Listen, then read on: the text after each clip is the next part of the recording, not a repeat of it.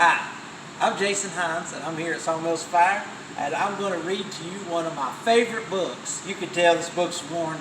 My mom used to read it to me a lot when I was a little boy. It's one of my favorites. But the name of it is The Best Nest by P.D.Eastman.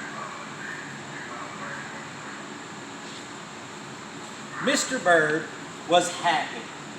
He was so happy he had to sing. This was Mr. Bird's song. I love my house, I love my nest, in all the world, my nest is the best. Then Mrs. Bird came out of the house. It is not the best nest, she said. I'm tired of this old place, said Mrs. Bird. I hate it. Let's look for a new place right now. So they left the old place to look for a new one.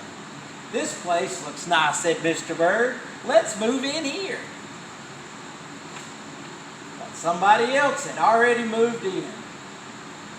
So they looked at another house. This house looks nice, said Mr. Bird, and there's nobody in it.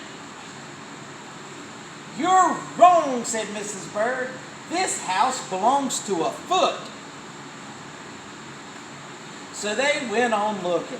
I like this one, said Mr. Bird. It has a pretty red flag on its roof. I've always wanted a house with a flag, said Mrs. Bird. Maybe this place is all right. But it was not all right. I guess I made a mistake, said Mr. Bird. You make too many mistakes, said Mrs. Bird. I'm going to pick the next house. And here it is, right here. So they flew in and they looked around. Isn't it too big, asked Mr. Bird. I like this big place, said Mrs. Bird. This is the place to build our new nest. They went right to work. They needed many things to build their nest. First, they got some hay. Then they got some soda straws and some broom straws. They got some sweater string. They got some stock string and some mattress stuffing. They got some horse hair. They got some man hair. Soon they had all the hay, all the straw, all the string, all the stuffing, all the horse hair, all the man hair they could carry. And they took it back to build their nest. Mr. and Mrs. Bird worked very hard. It took them the rest of the morning to finish their nest. This really is the best, said Mrs. Bird. I want to stay here forever. Mr. Bird was happy too. He flew to the top of his house and he sang his song again. I love our house, I love the nest. In all the world, our nest is the best. He was so busy singing that he didn't even see Mr. Parker coming. Every day at 12 o'clock, Mr. Parker came to the church. Mr. Parker pulled a rope, and that rope went up to the bird's new nest. The rope rang the big bell right under Mrs. Bird's nest. Bong, bong, bong.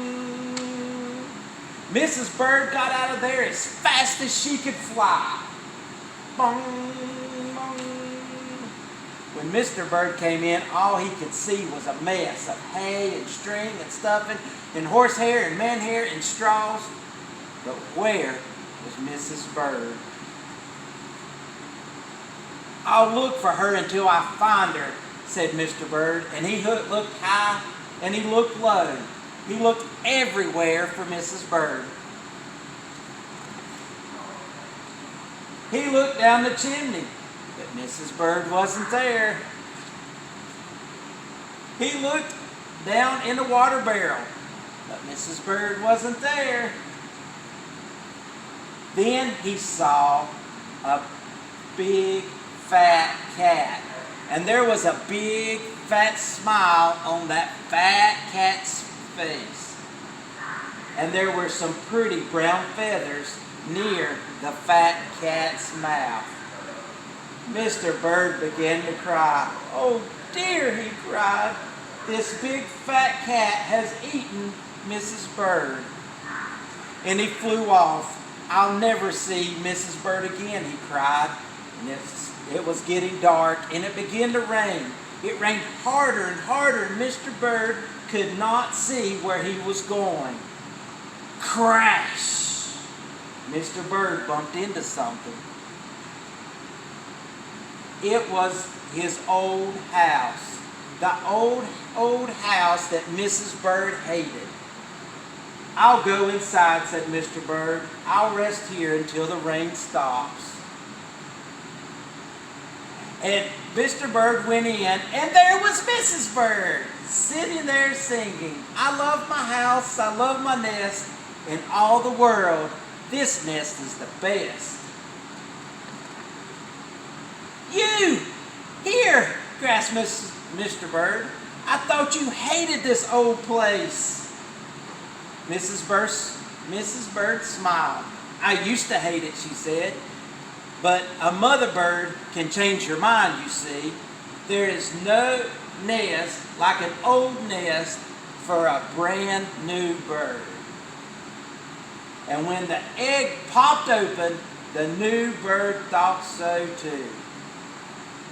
You know, this book tells us as they went looking for happiness and all over town, but when they came back, they ended up right back where they started, at their old nest.